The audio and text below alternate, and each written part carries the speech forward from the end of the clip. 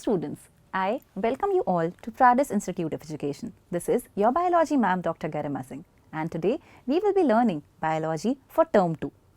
We are going to study the first chapter which will come in the term 2 examination, that is how do organisms reproduce. देखो, आपको ये चीज़ पता है कि term 2 exam में how do organisms reproduce आने वाला है और हम इस चैप्टर को ऑलरेडी स्टार्ट कर चुके हैं बेटा.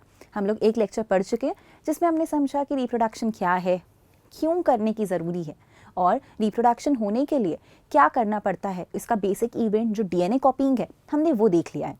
हमें पता है कि डीएनए कॉपिंग के टाइम पे कुछ ना कुछ वेरिएशन आ जाते हैं जो एवोल्यूशन में हेल्प करते हैं. हमने 2 टाइप्स के रिप्रोडक्शन भी देखे थे. क्या थे वो थे एसेक्सुअल एंड सेक्सुअल रिप्रोडक्शन. आज की क्लास में हम क्या देखने वाले हैं? आज की क्लास में हम देखेंगे modes of reproduction by single celled organisms. तो हम सबसे पहले देखेंगे कि सिंगल सेल्ड ऑर्गेनिजम्स किस तरीके से रिप्रोड्यूस करते हैं और फिर हम देखेंगे बाकी सारे टाइप के एसेक्सुअल रिप्रोडक्शन. तो चलो क्विकली स्टार्ट करते हैं हमारी class with the modes of reproduction followed by single celled organisms. अब सिंगल सेल्ड ऑर्गेनिजम्स मतलब यूनिसेलुलर ऑर्गेनिजम्स. यूनिसेलुलर ऑर्गेनिजम्स को जब रिप्रोड्यूस करना होता है तब वो क्या करेंगे? रिप्रोडक्टिव सिस्टम है उनके पास? नहीं, एक सेल है उनके पास. हाँ, मतलब उस एक सेल को ही अपने लिए अपनी कॉपी बनानी है. अब आप बोलोगे मैम ये कैसा रिप्रोडक्शन हुआ? सेल अपनी कॉपी बनाएगा तो ये तो सेल का डिवाइड होना हुआ. हमने 9th में पढ़ा है, ये तो सेल डिवीजन हुआ. और आप कह रहे हो सेल रिप्रोड्यूस करेगा. और फिर मैं आपसे कहूँगी बेटा हाँ, यूनिसेलुलर ऑर्गेनिजम्स में cell division mode of reproduction होता है और यही चीज़ हमें हमारी बुक बता रही है. हमारी बुक हमसे कह रही है कि जब भी हम यूनिसेलुलर ऑर्गेनिजम्स की बात करेंगे, जब भी हम यूनिसेलुलर ऑर्गेनिजम्स को कंसिडर करेंगे तो हमें देखने मिलेगा कि सेल डिवीजन यानी फिजन, सेल का टूटना 2 में, इसी से एक न्यू इंडिविजुअल क्रिएट होता है. डिफरेंट पैटर्न्स ऑफ फिजन है जो हम ऑब्जर्व कर सकते हैं. तो यहाँ हम पहले टाइप का एसेक्सुअल रिप्रोडक्शन भी पढ़ लेंगे जो कि है फिजन. तो फिजन यानी सेल डिवीजन का एक तरीका, इसी से एक ऑर्गेनिज्म अपने लिए अपनी कॉपी बना पा रहा है. तो जब भी अपन फिजन देखते हैं ना, फिजन बेसिकली 2 टाइप से होता है. एक होता है बाइनरी फिजन. इसमें ऑर्गेनिज्म, एक सिंगल सेल्ड ऑर्गेनिज्म अपने सेल को 2 पीसेज में स्प्लिट करता है, इसलिए हम इसे कहते हैं बाइनरी. अगर 1 से 2 बनेंगे तो हम कहेंगे बाइनरी फिजन. तो बाइनरी फिजन में कहाँ देखोगे आप? बहुत सारे बैक्टीरियाज में, बहुत सारे प्रोटोजोआ में. इसमें सेल स्प्लिट होता है 2 हाफ्स में और एक सेल से अल्टीमेटली आपको 2 सेल मिल जाते हैं. तो एक सिंगल सेल था, बाइनरी फिजन के टाइम पहले उसका जेनेटिक मटीरियल यानी डीएनए कॉपी होगा, क्योंकि बिना डीएनए कॉपिंग के तो रिप्रोडक्शन हो ही नहीं सकता. फिर क्या होगा? उसके सेल ऑर्गेनल्स कॉपी होंगे, वो बनेंगे सारे. फिर उसका साइटोप्लाज्म सेपरेट होगा और अल्टीमेटली आपको एक सेल से 2 सेल मिल जाएंगे. जो 2 नए सेल्स बनते हैं हम उन्हें कहते हैं डॉटर सेल्स और जो स्टार्टिंग वाला सेल था उसे हम कह सकते हैं एज द मदर सेल. तो इस तरीके से एक सेल 2 सेल में स्प्लिट होता है. तो ये हम अमीबा में देख सकते हैं, splitting of the cell into 2 and this can take place in any plane. अब इसका क्या मतलब है मैम? इसका ये मतलब है बेटा कि ये जो आपका अमीबा है, इस अमीबा का ना कुछ शेप फिक्स तो है नहीं. एक यूकैरियोटिक यूनिसेलुलर ऑर्गेनिज्म है जिसकी सेल मेम्ब्रेन बहुत फ्लेक्सिबल है. इतनी फ्लेक्सिबल सेल मेम्ब्रेन के होने के कारण इसका शेप चेंज होता रहता है. साइटोप्लाज्म की मूवमेंट के कारण इसका सेल मेम्ब्रेन अपना शेप चेंज करता रहता है. और चेंज्ड शेप के चलते यहाँ पर ये क्या कर सकता है कि पहले तो अपने लिए अपने डीएनए की कॉपी बनाए. तो इसका पूरा का पूरा न्यूक्लियस पहले कॉपी हो. जब न्यूक्लियस अपनी कॉपी बनाता है ना तो इस चीज़ को आप कहते हो कैरियोकाइनेसिस. क्या कहते हो? कैरियोकाइनेसिस. तो सबसे पहले ये आपको शो करेगा कैरियोकाइनेसिस. तो कैरियो वर्ड का मतलब या कैरियन वर्ड का मतलब है न्यूक्लियस और काइनेसिस का मतलब है डिवीजन.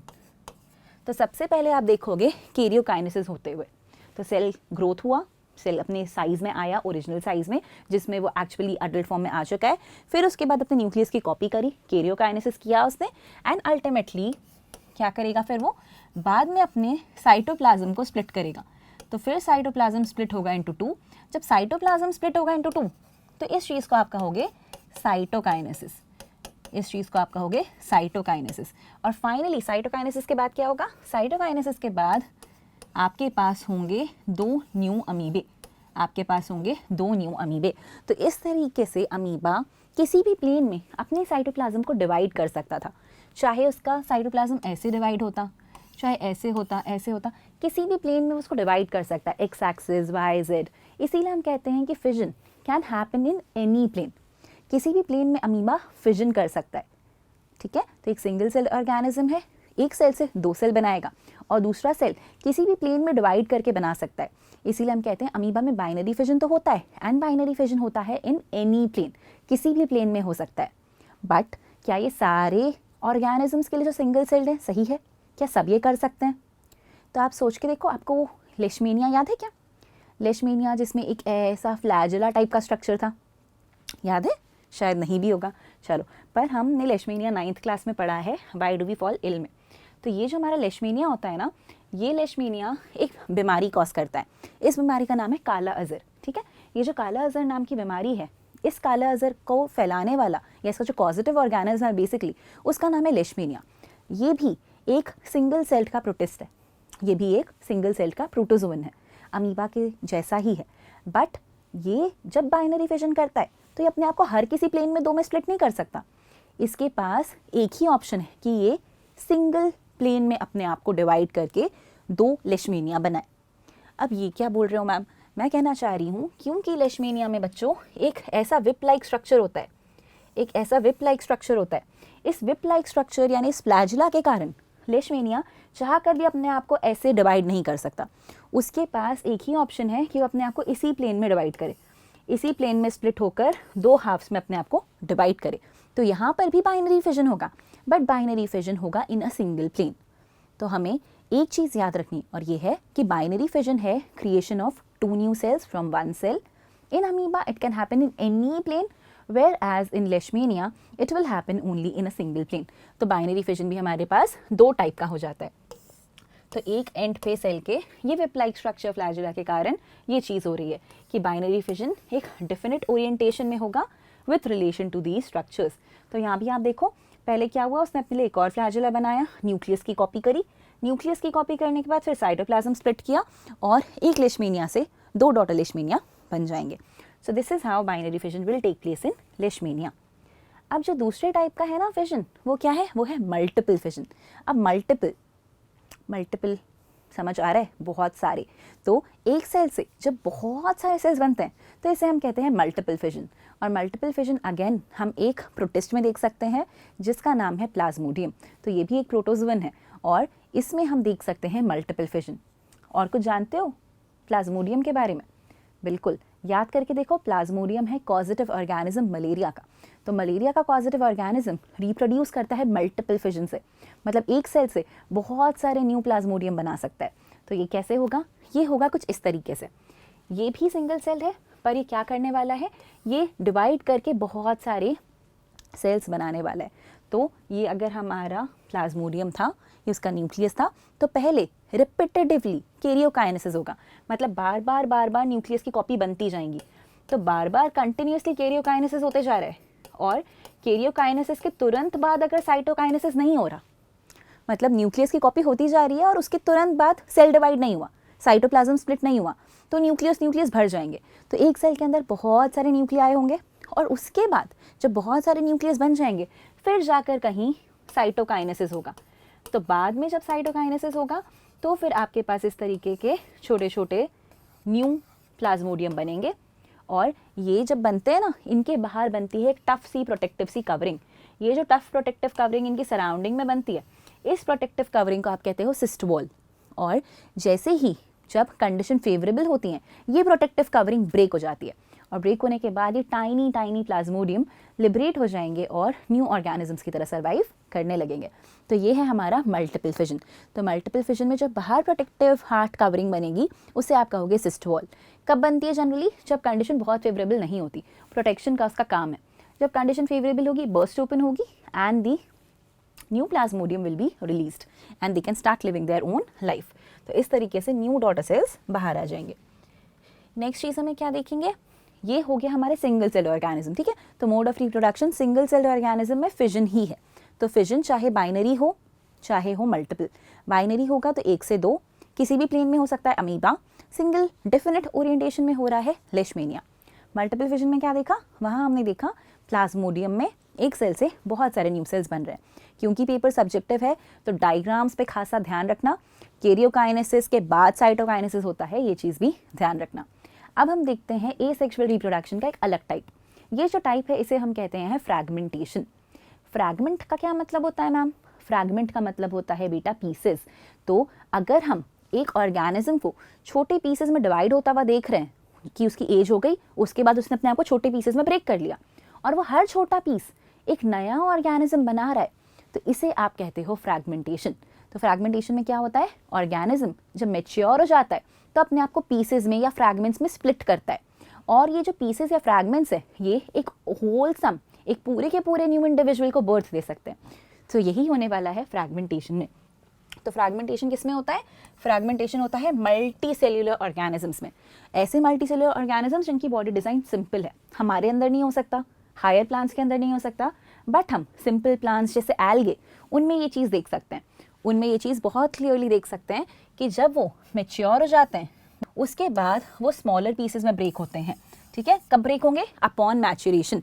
तो upon maturation algae like Spirogyra can divide और break up into smaller pieces। फिर ये pieces grow करके new individuals form करते हैं। ठीक है, सारे organisms के लिए क्यों true नहीं है? सारे organisms के लिए बेटा इसीलिए true नहीं है क्योंकि उनके अंदर, हर सेल के अंदर एक पूरे ऑर्गेनिज्म को बनाने की कैपेबिलिटी नहीं है, बट इनमें ऐसा है, इनके कट पीसेस से पूरा पूरा सेल बन सकता है। तो ये हमें ध्यान रखना है कि it is not true for all multi cellular organisms, क्योंकि सिंपली सेल डिवाइड करके वो अपने सारे सेल्स नहीं बना सकते, उनके पास डिफरेंट सेल्स हैं और उनमें ये चीज़ पॉसिबल नहीं है। जब भी आप कुछ स्पेशलाइज्ड सेल्स की बात करते हो ना, तो वो स्पेशलाइज्ड सेल्स फिर टिश्यूज़ बनाते हैं, टिश्यूज़ मिलाकर ऑर्गन्स बनाते हैं, ऑर्गन्स मिलाकर ऑर्गन सिस्टम बनाते हैं। तो हर एक सेल हर टाइप का टिश्यू नहीं बना सकता, हर टिश्यू से हर कोई ऑर्गन नहीं बन सकती।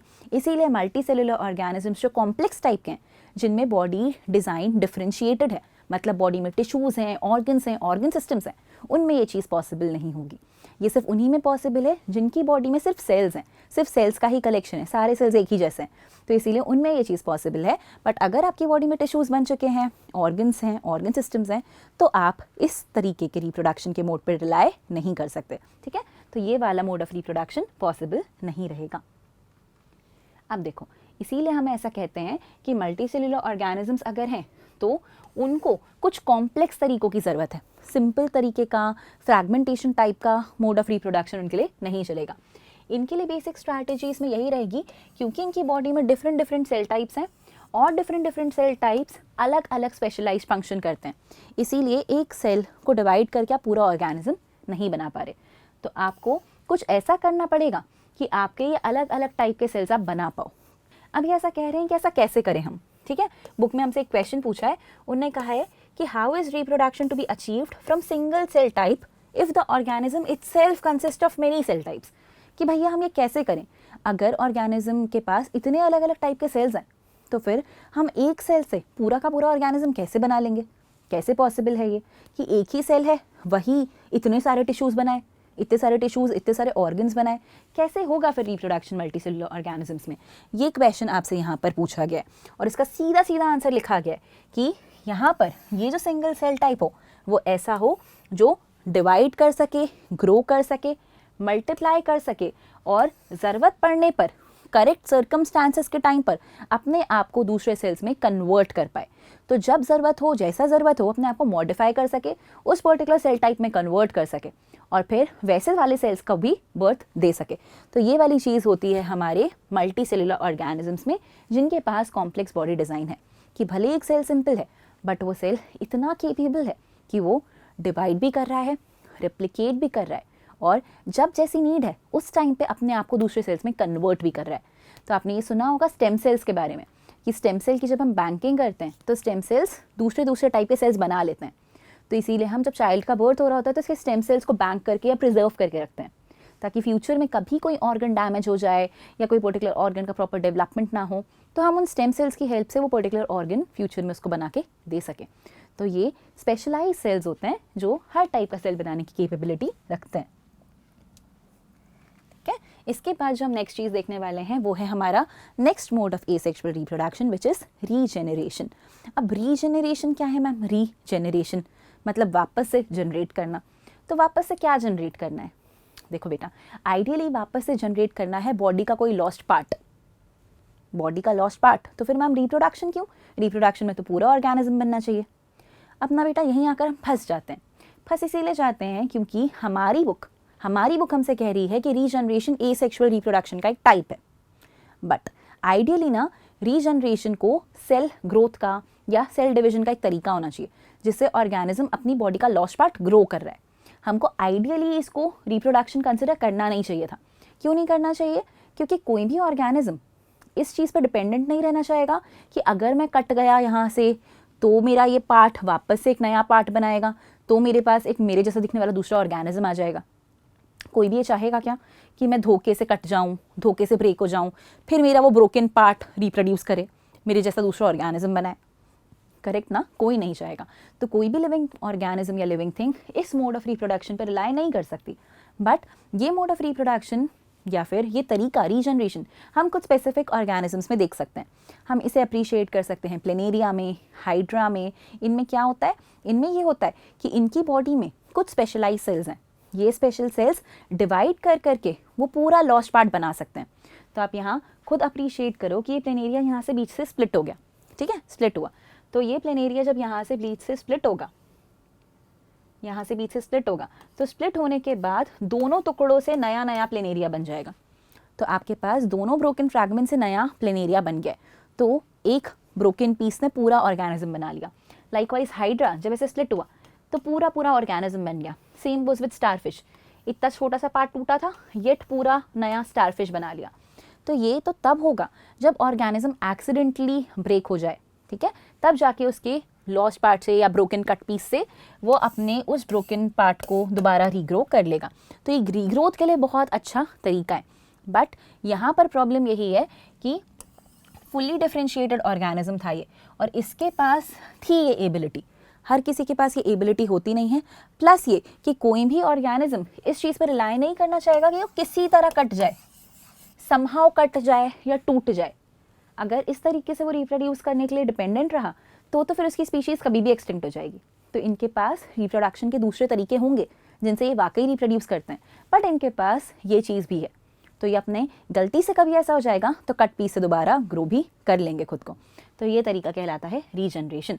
तो ये आपको फिर सिंपल एनिमल्स में ही मिलेगा, जैसे हाइड्रा में, प्लेनेरिया में, जिसमें नंबर ऑफ पीसेस जो कट हुए हैं वो सारे पीसेस ग्रो होकर न्यू ऑर्गेनिज्म बना सकते हैं। और ये तरीका कहलाएगा रीजेनरेशन। ये तरीका क्या कहलाता है? रीजनरेशन। और प्लेनेरिया एक ऐसा ऑर्गेनिज्म है बच्चों जो कहलाता है फ्लैटवर्म, ठीक है। तो ये प्लैटीहेलमिंथस या फ्लैटवर्म को बिलोंग करता है, और इसके पास हाईएस्ट पावर ऑफ रीजनरेशन होती है। मतलब इसका कोई भी सेल पूरा का पूरा प्लेनेरिया वापस बना के आपको दे सकता है। तो पूरे एनिमल किंगडम में इस पर्टिकुलर ऑर्गेनिज्म के पास highest power of regeneration present है। तो रीजनरेशन करने के लिए क्या चाहिए? स्पेशलाइज्ड सेल्स चाहिए। ये सेल्स डिवाइड करें, दूसरे सारे सेल्स बनाएं, फिर ये जो सेल्स बने ये क्या करें? ये अपने अंदर चेंजेस करें और दूसरे टाइप के फिर टिश्यूज़ बनाएं। इस तरीके से ऑर्गेनिज्म के पास डेवलपमेंट होगा और उसकी जो रैंडम सेल्स थे वो अपने आप को टिश्यूज़ में चेंज करेंगे और पूरा का पूरा ऑर्गेनिज्म एज इट इज़ बना देंगे। क्योंकि ये ऑर्गेनिज्म सिंपल तो हैं बट इनके पास टिश्यूज़ प्रेजेंट हैं बॉडी में, तो टिश्यू लेवल ऑफ ऑर्गेनाइजेशन होता है। तो सेल्स के डिवाइड करने के बाद उनको डेवलप होकर डिफ्रेंशिएट करके टिश्यूज़ भी बनाने पड़ेंगे। तो सिर्फ सेल का डिवाइड होना काफ़ी नहीं है, सेल्स का पहले ये बंच बना, फिर उसके बाद इन सेल्स को अपने आप को कन्वर्ट करके अलग अलग टाइप के टिश्यूज़ में भी कन्वर्ट करना पड़ेगा, ठीक है। जैसे मस्कुलर, एपिथेलियल, तो जो भी टिश्यूज़ बनने हैं वो सब इस तरीके से फॉर्म इनको करने पड़ेंगे। तो ये होना चाहिए। अब यहाँ पे देखो, फिर बुक में क्लियरली लिख दिया, however regeneration is not same as reproduction. तो रीजनरेशन रिप्रोडक्शन जैसा सेम नहीं है। क्यों नहीं है? क्योंकि ऑर्गेनिज्म इस तरीके से डिपेंडेंट नहीं रहना चाहता कि कट हो जाऊं फिर रिप्रोड्यूस करूं। तो ऑर्गेनिज्म ये नहीं करना चाहेगा, किसी और के भरोसे क्यों रहना चाहेगा रिप्रोडक्शन करने के लिए, इसीलिए ये एग्जैक्टली रिप्रोडक्शन नहीं कहलाना चाहिए था। अब नेक्स्ट चीज़ क्या है हमारे पास? नेक्स्ट चीज़ है हमारे पास बडिंग। बडिंग तो हमने बचपन में भी पढ़ी है, 7th में पढ़ी होगी, 6th में पढ़ी होगी। बडिंग क्या होती है? बडिंग होती है एक ऐसा मोड ऑफ रिप्रोडक्शन जिसमें एक आउटग्रोथ निकलता है। तो कोई एक ऑर्गेनिज्म है, उसकी बॉडी के अंदर कहीं पे कुछ ऐसा सेल है जो बार बार डिवाइड कर सकता है और एक आउटग्रोथ निकाल सकता है। ये जो आउटग्रोथ निकलती है, इस आउटग्रोथ को आप कहते हो bud. So you can see budding happening in organisms like yeast, in organisms like hydra. तो यीस्ट तो एक यूनिसेल्युलर ऑर्गेनिज्म है और उसमें भी एक आउटग्रोथ की तरह एक नया सेल निकलता है और वो नया सेल पेरेंट बॉडी पे अटैच्ड रहता है जब तक बड़ा ना हो जाए। जब बड़ा हो जाता है, उसके पास अपना जेनेटिक मटेरियल, अपने सेल ऑर्गेनल्स आ जाते हैं, तो डिटैच होके नए यीस्ट की तरह रह सकता है। हमारी बुक में बडिंग में जो समझाया है वो है हमारा हाइड्रा।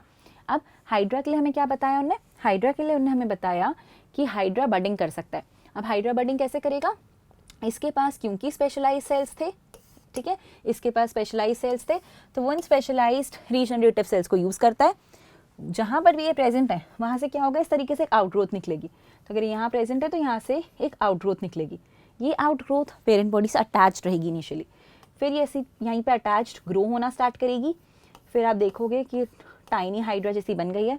जब थोड़ी और डेवलप हो जाएगी, मैच्योर हो जाएगी, तो फिर डिटैच हो जाएगी और ये फिर नए हाइड्रा की तरह रहने लगेगा। तो इस तरीके से एक हाइड्रा से आपको मल्टीपल हाइड्रास ऑब्टेन हो सकते हैं। तो बडिंग स्पेशल सेल्स के कारण ही हो रहे हैं। ये स्पेशल सेल्स भी रीजनरेटिव सेल्स ही हैं। इन्हीं के कारण आउटग्रोथ निकलती है रिपीटेड सेल डिवीजन के कारण स्पेसिफिक साइट्स पर। तो जहाँ वो सेल्स थे केवल वहीं पर। बड मैच्योर करे अपने आप को टाइनी इंडिविजुअल्स में, जब पूरी तरह से मैच्योर हो जाए फिर डिटैच हो और न्यू इंडिविजुअल्स की तरह एक इंडिपेंडेंट लाइफ जीने लगे, ठीक है। तो ये हम काय में ऑब्जर्व करने वाले हैं? हाइड्रा में। हाइड्रा के अलावा यीस्ट में, यीस्ट में क्या होता है? यीस्ट पेरेंट यीस्ट एक सिंगल सेल है। यीस्ट में भी हम देख सकते हैं कि बहुत छोटे छोटे बड्स होते हैं और इन बड्स को भी अगर हम सेपरेट करते हैं तो ये न्यू इंडिविजुअल यीस्ट सेल्स तक सर्वाइव करते हैं। कई बार यीस्ट में ऐसा भी होता है कि ये वाले सेल सेपरेट नहीं होते। जब सेपरेट नहीं होते तो यीस्ट की हमको चेन दिखाई देती है, तो यीस्ट फिर चेन लाइक पैटर्न में रहता है। तो यहाँ से हमको बडिंग याद रखनी है बच्चों। बडिंग के बाद क्या देखोगे? बडिंग के बाद जो नेक्स्ट मोड ऑफ रिप्रोडक्शन हम देखने वाले हैं वो है वेजिटेटिव प्रोपेगेशन। वेजिटेटिव से मैम ये समझ सकते हैं हम शायद कि ये वेजिटेटिव पार्ट्स की हेल्प से हो रहा होगा। समझ सकते हो क्या? अगर समझ सकते हो तो brilliant, well done. Vegetative propagation का मतलब ही ये है कि जब भी कोई प्लांट अपने सेक्सुअल पार्ट को यूज़ ना करे और एसेक्सुअल पार्ट्स की हेल्प से नए प्लांट को डेवलप करे, तो वो चीज़ कहलाती है वेजिटेटिव प्रोपेगेशन। प्रोपेगेशन आपको पता है बढ़ाना, ठीक है। तो अगर सेक्सुअल पार्ट यूज़ नहीं करा, सेक्सुअल पार्ट होता क्या है प्लांट का? फ्लावर, ठीक है। तो अगर फ्लावर को यूज़ नहीं कर रहा है, सीड की हेल्प से रिप्रोड्यूस नहीं कर रहा है और किसी दूसरे पार्ट की हेल्प से रिप्रोडक्शन शो कर रहा है, तो आप इसे कहोगे वेजिटेटिव प्रोपेगेशन। तो कई प्लांट्स अपनी स्टेम की हेल्प से रिप्रोड्यूस कर सकते हैं, जैसे कि पोटैटो। कुछ प्लांट्स हो सकते हैं जो अपनी लीफ की हेल्प से रिप्रोड्यूस करें, जैसे कि ब्रायोफिलम। तो ये पार्ट्स सेक्सुअल पार्ट्स नहीं है, बट इनकी हेल्प से भी क्योंकि नया प्लांट ग्रो हो रहा है, तो आप इस तरीके को कहते हो वेजिटेटिव प्रोपेगेशन। और उस पर्टिकुलर पार्ट को क्या कहते हो? उस पर्टिकुलर पार्ट को कहते हो वेजिटेटिव प्रोपेग्यूल। उस पर्टिकुलर पार्ट को कहते हो वेजिटेटिव प्रोपेग्यूल। तो यहाँ से ध्यान रखना, बहुत सारे प्लांट्स ऐसे होते हैं जिनमें रूट, स्टेम और लीव्स डेवलप करती हैं न्यू प्लांट्स, अगर कंडीशंस एप्रोप्रिएट हों तो, ठीक है। अगर कंडीशंस फेवरेबल हों तो इन पार्ट से नया प्लांट ग्रो हो सकता है। ऑल्दो एनिमल्स में ये देखने को नहीं मिलता, मोस्ट ऑफ द एनिमल्स में आपको ये चीज़ नहीं देखने को मिलेगी, सिर्फ आपको ये स्पेसिफिकली प्लांट्स में देखने को मिल रही है। ये जो प्रॉपर्टी है इसको आप वेजिटेटिव प्रोपेगेशन कह रहे हो और इस तरीके को हम यूज़ करते हैं। कैसे यूज़ करते हैं? जैसे आपने घर में देखा होगा, हम क्या करते हैं, गार्डन में घास एक तरफ लगाते हैं, थोड़े दिन बाद हम देखते हैं वो घास धीरे धीरे स्प्रेड होकर पूरे गार्डन में फैल गई। पूरे गार्डन में क्या आपने सीड सो करी थी ग्रास की? नहीं, फिर भी वो ऐसे फैलती जा रही है। तो ये वेजिटेटिव प्रोपेगेशन के कारण है। ऐसे ही आपने कई बार देखा होगा कि आपका जो गार्डनर है वो क्या करता होगा, एक स्टेम काट के लाता होगा किसी प्लांट से और उसको स्टेम को काट के कहीं और लगा देता होगा। वेजिटेटिव प्रोपेगेशन है। कई बार हमने देखा है अगर हमें दो कलर के फ्लावर्स को मिक्स करना है, जैसे येलो हिबिस्कस और रेड हिबिस्कस, तो दो चाइना रोज साथ में चाहिए, तो इसकी एक स्टेम इसके साथ जोड़ दो और फिर आप देखोगे कि आपके पास दोनों प्लांट्स की प्रॉपर्टी आ गई। तो ये भी वेजिटेटिव प्रोपेगेशन के कारण है। तो वेजिटेटिव प्रोपेगेशन के बहुत सारे तरीके होते हैं बच्चों।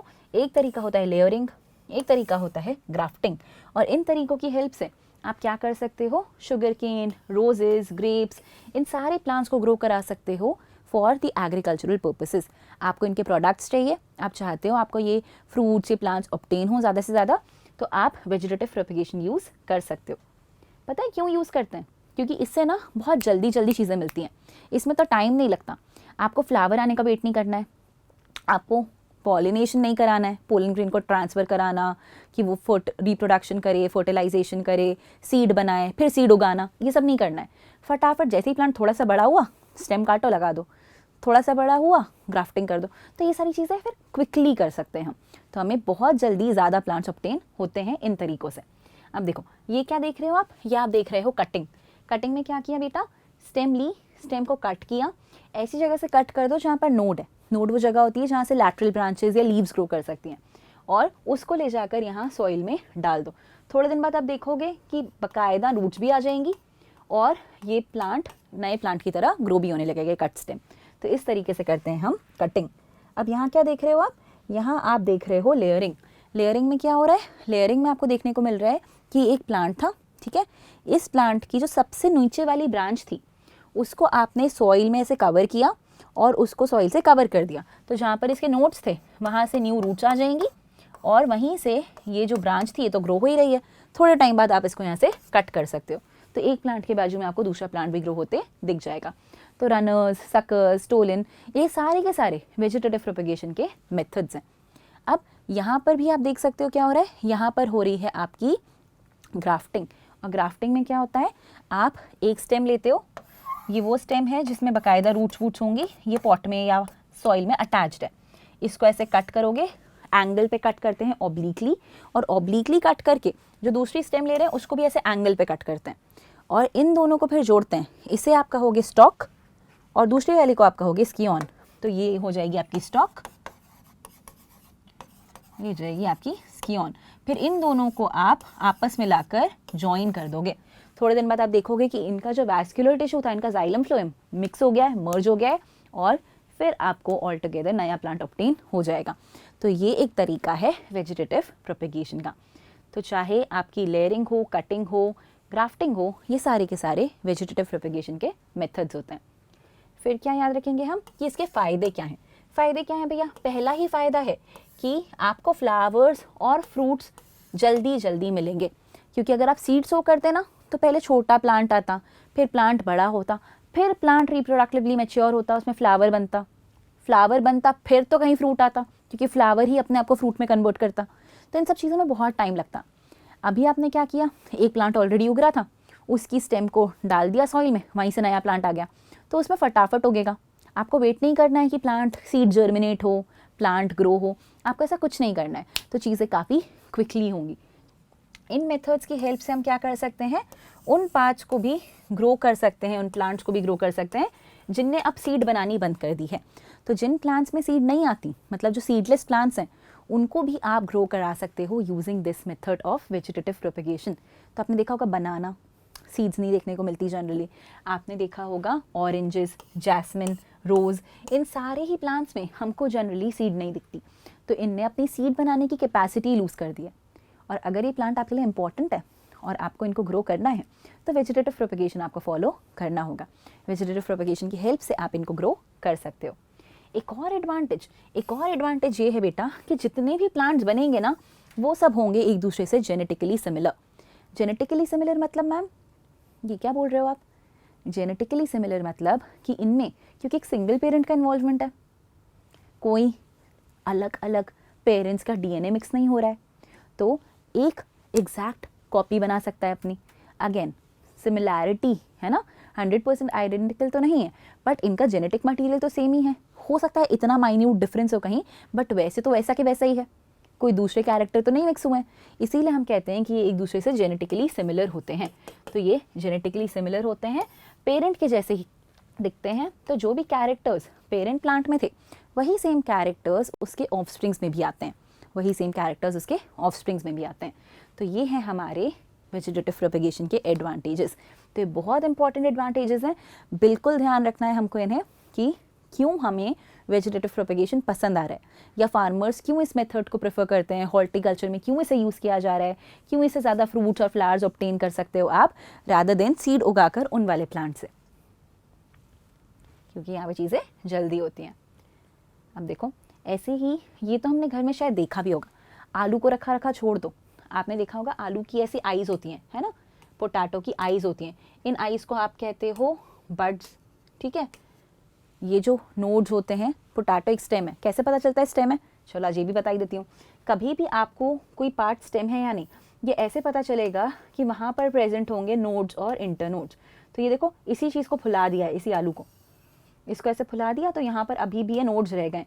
तो यही वाली चीज़ जो नोड्स हैं, ये वहाँ पर अभी भी प्रेजेंट है। तो नोड्स से ही साइड वर्ड्स, ब्रांचेस और लीव्स ग्रो होती है नई वाली।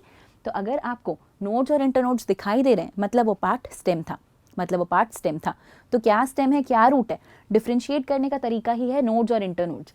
तो अगर वहाँ पर ऐसे नोड्स प्रेजेंट हैं तो वो पर्टिकुलर पार्ट स्टेम है। तो पोटैटो एक अंडरग्राउंड स्टेम है, और इस अंडरग्राउंड स्टेम में इन बड्स से, इन नोड से या इन बड से क्या हो रहा है, न्यू प्लांट अराइज हो रहा है। तो इस तरीके से पोटैटो से नया प्लांट ऑब्टेन हो सकता है। ये जैसी स्वोलन सी स्टेम होती है ना, जो फूड स्टोर करके रखती है, इस स्टेम को हम कहते हैं ट्यूबर, इस स्टेम को हम कहते हैं ट्यूबर। तो ये ट्यूबर ऑफ पोटैटो है, और यही जो ट्यूबर ऑफ पोटैटो है, इसकी हेल्प से फिर न्यू प्लांट ग्रो होगा, क्योंकि यहाँ पर नोड्स प्रेजेंट थे और उन बड्स या नोड्स के थ्रू न्यू प्लांट ग्रो हो सकता है। तो यहाँ भी आपने देखा ये सीड नहीं थी ना, स्टेम थी, स्टेम से लेकिन प्लांट ग्रो हो रहा है, तो इसीलिए ये वेजिटेटिव प्रोपेगेशन का एग्जाम्पल है। लाइकवाइज यहाँ देखो, ये क्या है, ये है आपकी लीफ, जिसका नाम है ब्रायोफिल्म। अब ये जो ब्रायोफिल्म का प्लांट होता है, इसकी लीफ की जो मार्जिन्स होती हैं, उन मार्जिन्स में प्रेजेंट रहती हैं इनकी नॉचेस, और इन नॉचेस पे प्रेजेंट रहते हैं आपके बड्स। तो नॉचेस में आपको बहुत सारे बड्स मिलेंगे जो लीफ की मार्जिन पे प्रेजेंट है, और वहाँ पर लीफ मार्जिन पे जो नॉचेस में जो बड्स हैं, उन बड से नई एडवेंटिशियस रूट और नया प्लांट ग्रो होता है। तो अब यहाँ देखो कि यहाँ पर आपको रूट्स भी दिखाई देंगे बेटा, और यहाँ पर आपको नया प्लांट ग्रो होता भी दिखाई देगा। तो नया प्लांट ग्रो हो रहा है, साथ में नीचे आपको उसकी रूट्स भी ग्रो होती दिख रही हैं। थोड़ी देर तक अटैच्ड है, जैसे ही थोड़ा सा मैच्योर होगा, डिटैच होकर मिट्टी में गिर जाएगा, फिर वो रूट्स मिट्टी में सेटल होकर प्रॉपर नया प्लांट उगा लेंगी। तो ये हम ब्रायोफिल्म में देख सकते हैं, बिगोनिया में भी देख सकते हैं। तो ब्रायोफिल्म और बिगोनिया क्या करते हैं, ये लोग अपनी लीफ मार्जिन में प्रेजेंट नॉचेस में जो बड्स हैं, एडवेंटिशियस बड्स हैं, उनकी हेल्प से नया प्लांट ग्रो करा लेते हैं। तो एक लीफ होने के बाद भी इतने सारे नए प्लांट्स ग्रो करा सकती है, इसीलिए वेजिटेटिव प्रोपेगेशन का एग्जाम्पल है। ठीक है, सो ऑन दैट नोट मैं होप करती हूँ कि हम वेजिटेटिव प्रोपेगेशन समझ चुके हैं। वेजिटेटिव प्रोपेगेशन इंपॉर्टेंट है, एग्जाम में आने की प्रोबेबिलिटी बहुत सारी है। ठीक है, बहुत सारी है। अब जो हम एक नेक्स्ट टॉपिक देखेंगे आज, वो है tissue culture. Tissue culture, tissue तो मैम पता है, कल्चर मतलब किसी पार्ट को ग्रो कराना। जब आप किसी पार्ट को सारे न्यूट्रिएंट सप्लाई करते हो और फिर उसको ग्रो कराते हो, तो आप इसे कल्चरिंग कहते हो। तो यहाँ पर आप क्या करने वाले हो, एक टिश्यू लेने वाले हो और उसको ग्रो करवाने वाले हो, इसीलिए हम इसे टिश्यू कल्चर कहते हैं। तो अगेन, एक टिश्यू की हेल्प से क्या आप पूरा प्लांट उगाओगे मैम? बिल्कुल। एक छोटे से टिश्यू की हेल्प से, एक छोटे से पार्ट की हेल्प से हम पूरा प्लांट उगा सकते हैं, है ना इंटरेस्टिंग। इसी चीज़ को हम कहते हैं टिश्यू कल्चर। तो टिश्यू कल्चर एक ऐसा मोड है जिसमें आप न्यू प्लांट्स को ग्रो कर सकते हो बाय रिमूविंग टिश्यूज और separating the cells from the growing tip of a plant. तो अगर आप इमेजिन करो बेटा, ये आपका ग्रोइंग प्लांट है, ठीक है, ये हमारा ग्रोइंग प्लांट है। ये हमारे ग्रोइंग प्लांट की टिप हो सकती है, स्टेम वाली टिप, ये हो सकती है इसकी रूट वाली टिप। तो या तो हम स्टेम वाली टिप से सेल ले लें या तो हम रूट टिप से सेल ले लें। क्यों लेंगे? क्योंकि यहाँ पर टिप्स पे प्रेजेंट होता है apical meristematic tissue. Apical meristematic tissue पता है क्या होता है? रैपिडली डिवाइडिंग टिश्यू होता है। इनके सेल्स में रैपिड सेल डिवीजन की कैपेसिटी होती है, तो ये रैपिडली डिवाइड करते हैं और डिवाइड कर करके और बहुत सारे सेल्स बना सकते हैं। पर ये सारे सेल्स तो फिर मैम एक जैसे ही दिखते होंगे ना? करेक्ट, एक जैसे ही दिखते हैं। तो हम क्या करेंगे फिर? तो वो सेल्स का मॉल होगा, हमें सेल्स का गुच्छा थोड़ी ना चाहिए, हमें तो प्लांट चाहिए। तो मैम प्लांट कैसे मिलेगा? प्लांट ऐसे मिलेगा कि वो जो ग्रोइंग बॉल ऑफ सेल है उसे हम बुलाते हैं कैलिस। फिर हम पता है क्या करते हैं? प्लांट टिश्यूज में उस कैलिस को डाल देते हैं। फिर पता है हम क्या करते हैं? प्लांट हॉर्मोन्स में उस कैलिस को डाल देते हैं। जब हमने उस कैलिस में सारे प्लांट हॉर्मोन्स को एक्ट करने दिया, तब जाके प्लांट हॉर्मोन्स उसको डिफ्रेंशिएट करके अलग अलग पार्ट्स में कन्वर्ट करेंगे और वो पूरी तरीके से एक प्लांट में डेवलप होना स्टार्ट हो जाएगा। तो सबसे पहले आपको यही करना है कि इन सेल्स को निकाल के एक आर्टिफिशियल मीडियम में डालना है। इस मीडियम में सारा खाना पीना होना चाहिए बच्चों, ताकि वो सेल्स डिवाइड करके एक मास ऑफ सेल्स यानी कि कैलस बना लें। ठीक है, मास ऑफ सेल्स यानी कि कैलस बना लें। एक बार कैलस बन जाएगा फिर क्या करेंगे हम, उसके बाद इस कैलस को हम ट्रांसफ़र करेंगे एक दूसरे मीडियम में जिसमें प्लांट ग्रोथ रेगुलेटर्स यानी कि प्लांट हार्मोन्स प्रेजेंट है। प्लांट ग्रोथ रेगुलेटर्स या प्लांट हार्मोन्स उसको करेंगे डिफ्रेंशिएट, उसको कराएंगे डेवलप।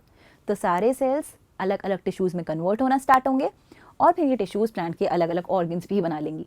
तो आपको फिर कहीं रूट, स्टेम, लीफ जैसे पार्ट्स दिखने लगेंगे। यही आपका एम है। ये जो छोटे छोटे प्लांटलेट्स आपको दिखेंगे, अब आप इनको निकाल सकते हो और सॉइल में डाल सकते हो। जब आप इनको निकाल के यहाँ से सॉइल में डालोगे तो आप देखोगे कि प्रॉपर नया प्लांट आपको मिल गया। और आपको क्या करना पड़ा, कुछ नहीं, सिर्फ सेल लेने पड़े।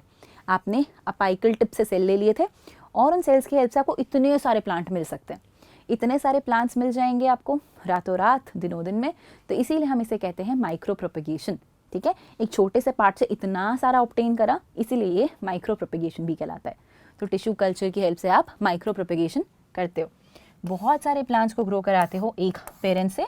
और एक बहुत इंपॉर्टेंट पॉइंट लिखा है यहाँ, और वो लिखा है कि आप डिजीज़ फ्री कंडीशन में भी प्लांट को ऑब्टेन कर सकते हो। ठीक है, और इसीलिए हम ऑर्नामेंटल प्लांट्स को भी इससे ग्रो करते हैं। ऑर्नामेंटल प्लांट्स वो हैं जिनकी बहुत ज़्यादा नीड है, बहुत जल्दी जल्दी चाहिए होते हैं हमें सजावट के लिए, तो इसीलिए हम टिश्यू कल्चर की मेथड से उनको भी ग्रो कराएंगे। अब एक पॉइंट और कि डिजीज़ फ्री कंडीशन ये कैसे करोगे।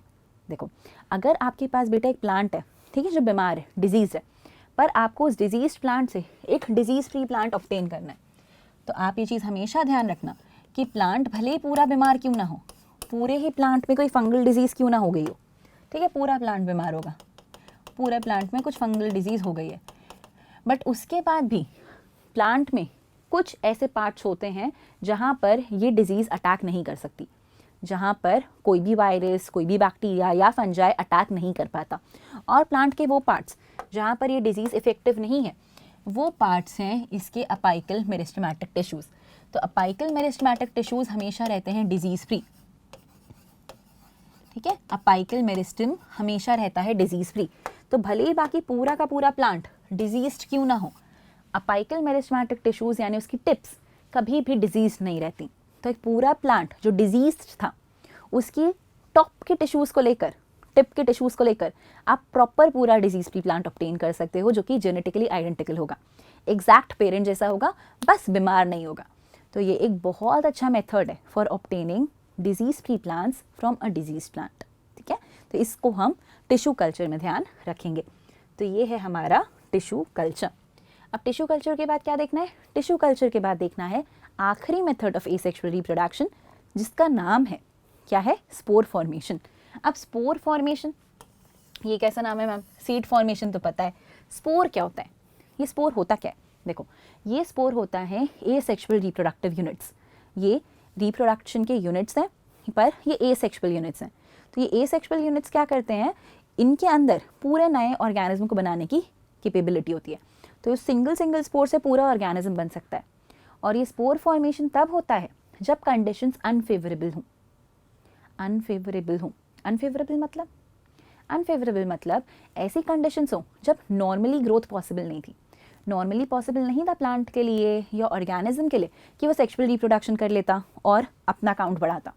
तो वो क्या करते हैं, स्पोर फॉर्मेशन पे रिलाई करते हैं, क्योंकि स्पोर्स के अराउंड एक बहुत टफ सी कवरिंग होती है, वही सिस्ट की वॉल जैसी। और वो टफ सिस्ट की वॉल उनको एडवर्स कंडीशन में सर्वाइव करने में हेल्प करती है, ताकि जब भी कंडीशन फेवरेबल हो, जब भी कंडीशन इंप्रूव हो, वो सिस्ट की वॉल रप्चर हो, वो पर्टिकुलर सेल बाहर निकले और डिवाइड कर करके पूरा न्यू ऑर्गेनिज्म बना ले। तो ये चीज़ होती है स्पोर फॉर्मेशन के टाइम पे।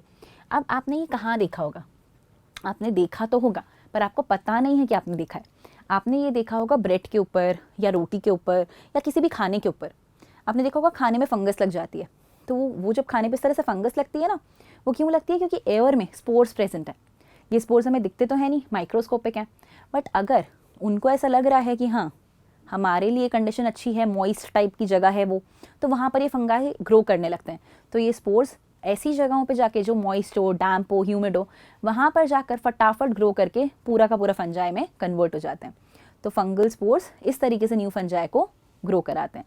तो आपने देखा है कई बार कि हमने तो सब कुछ ऐसा लगा था हमें साफ साफ है, फिर भी फंगस उग गई। कहाँ से आई फंगस, तो ये हवा में प्रेजेंट स्पोर्स से आई। तो ये स्पोर्स माइक्रोस्कोपिक स्ट्रक्चर्स हैं, जैसे ही ये फॉल होंगे किसी डैम्प मॉइस्ट जगह पे, ये स्पोर्स अपने आप को डेवलप करके डिवाइड कर करके पूरा नया ऑर्गेनिज्म बना लेंगे। हमारी बुक में इसके बारे में क्या लिखा है? हमारी बुक में लिखा है कि बहुत सारे सिंपल मल्टीसेलुलर ऑर्गेनिजम्स हैं जिनके पास रिप्रोडक्टिव पार्ट्स ऐसे हैं जो आप आइडेंटिफाई कर सकते हो। तो जैसे कि अगर आप राइजोपस को देखो तो ये राइजोपस कैसा है? ये राइजोपस कहलाता है ब्रेड मोल्ड। राइजोपस कैसा है? पतले पतले थ्रेड लाइक स्ट्रक्चर्स यानी हाइफे का बना हुआ है। तो ये ब्रेड वगैरह के ऊपर ग्रो होता है, इसमें से पतले थ्रेड लाइक स्ट्रक्चर्स हाइफे होते हैं, और इन हाइफे के ऊपर आपको दिखेगा ऐसे बल्ब लाइक स्ट्रक्चर। तो ये जो बल्ब लाइक स्ट्रक्चर आपको ऐसे दिखता है ना, टाइनी सा, इस स्ट्रक्चर को आप कहते हो blob on a stick appearance. तो आपको ऐसा ब्लॉब दिखेगा एक स्टिक के ऊपर, तो ये blob on a stick appearance आपको दिखेगा। ये जो ब्लॉब होता है, इस ब्लॉब को आप कहते हो स्पोरेंजियम, इसे आप कहते हो स्पोरेंजियम, और इस स्पोरेंजियम के अंदर होता है स्पोर फॉर्मेशन। तो फंगस के सेल्स अपने आप के लिए स्पोर्स बनाते हैं इस स्पोरेंजियम के अंदर। जब स्पोर्स डेवलप हो जाते हैं, कंडीशन ठीक नहीं होती, तो ये स्पोरेंजियम बर्स्ट होता है और ये स्पोर्स लिबरेट होकर एयर में चले जाते हैं। तो ये एयर में रहेंगे, सॉइल में रहेंगे, जगह जगह पर ऐसे ही रहेंगे। तब तक रहेंगे जब तक इनको ऐसा ना लगे कि कंडीशन अब ठीक हो चुकी है। जब इन्हें लगेगा कंडीशन ठीक है, बाकायदा मॉइस्चर प्रेजेंट है, बाकायदा अंधेरा है, डैम्पनेस है, नमी है, तब जाकर ये वापस से न्यू राइजोपस का ग्रोथ करा देंगे। तो ये यही करने वाले हैं। इन स्पोरेंजियम के अंदर सेल्स हैं, इन सेल्स को आप स्पोर्स कह रहे हो। ये फाइनली डेवलप होंगे into new Rhizopus individuals. But कब होंगे? जब कंडीशंस अच्छी मिलेंगी उनको। जब तक अच्छी कंडीशन नहीं है तब तक वो स्पोर के फॉर्म में ही रहने वाले हैं। पर स्पोर के फॉर्म में बुरी कंडीशन में है, इसका क्या मतलब है? कि स्पोर के पास कुछ तो ऐसा है जो इनको बुरी कंडीशन में रहने में सर्वाइव करता है। तो स्पोर के पास है बेटा एक टफ सी कवरिंग। तो ये जो टफ सी प्रोटेक्टिव सी कवरिंग है ना स्पोर के अराउंड, ये जो थिक वॉल है, यही थिक वॉल है इनकी सिस्ट वॉल, और यही सिस्ट वॉल इनकी हेल्प करती है ताकि ये अपने आप को सर्वाइव करा सकें इन द वर्स्ट कंडीशंस। मतलब कितनी भी गर्मी क्यों ना हो, कुछ भी क्यों ना हो, स्पोर्स को किल करना बहुत डिफिकल्ट है क्योंकि इनके पास एक थिक वॉल होती है। तो ये थिक वॉल इनको सालों साल सर्वाइव करने में हेल्प करती है। जैसे ही ये मॉइस्ट सरफेस के कॉन्टैक्ट में आते हैं, ये वॉल फटाफट से ब्रेक ओपन होगी और ये स्पोर न्यू फंजाई में डेवलप हो जाएगा। सो this is how you will observe spore formation in Rhizopus. So I hope हमें स्पोर फॉर्मेशन भी क्लियर होगा विद दैट। तो आज की क्लास में हमने क्या देखा है? आज की क्लास में हमने देखा है modes of reproduction in single cell organisms. फिर हमने देखा asexual reproduction simple plant like organisms, simple multicellular organisms like Spirogyra, that was fragmentation. फिर हमने देखा in simple multicellular organisms like hydra planaria, that was regeneration. फिर हमने देखा बडिंग, स्पेसिफिक जगह पे स्पेशल रीजनरेटिव सेल्स के कारण आउटग्रोथ निकली थी। फिर हमने क्या देखा? हमने देखा वेजिटेटिव प्रोपेगेशन, कैसे हम सेक्सुअल पार्ट्स के अलावा एसेक्सुअल पार्ट्स की हेल्प से भी नए प्लांट को ऑब्टेन कर सकते हैं। फिर हमने देखा टिश्यू कल्चर का मेथड, एक सिंपल से टिश्यू से इतने सारे प्लांटलेट्स आ गए, माइक्रो प्रोपेगेशन भी हुआ उसमें। और फिर हमने फाइनली देखा स्पोर फॉर्मेशन। अब ना जब इतना कुछ देखा तो एक चीज़ ऑब्जर्व करी या नहीं करी, मुझे बस यही जाननी है। अगर आपने थोड़ा सा भी ध्यान दिया तो आपने देखा होगा कहीं पर भी ऐसा नहीं हुआ कि दो पेरेंट का इन्वॉल्वमेंट था, कहीं पर भी ऐसा नहीं हुआ कि कुछ स्पेशल सेल्स या गैमेट्स फ्यूज़ हुए, क्योंकि यहाँ पर किसी भी मोड में ना दो पेरेंट्स इन्वॉल्व थे, ना कुछ गैमेट्स का फ्यूजन हुआ। इसीलिए सारे जितने आपने पढ़े ये सब एसेक्सुअल रिप्रोडक्शन के मेथड्स हैं, ठीक है? इसीलिए हम इन्हें एसेक्सुअल रिप्रोडक्शन के मेथड्स कहते हैं। नेक्स्ट क्लास में हम देखेंगे कि सेक्सुअल रिप्रोडक्शन क्या होता है और सेक्सुअल रिप्रोडक्शन क्यों एक बेटर मोड ऑफ रिप्रोडक्शन है। ये समझने के बाद फिर हम कंटिन्यू करेंगे with reproduction, that is sexual reproduction in plants, and then later in animals. So this is it for the day, guys. Thank you so much. Keep learning. Bye bye.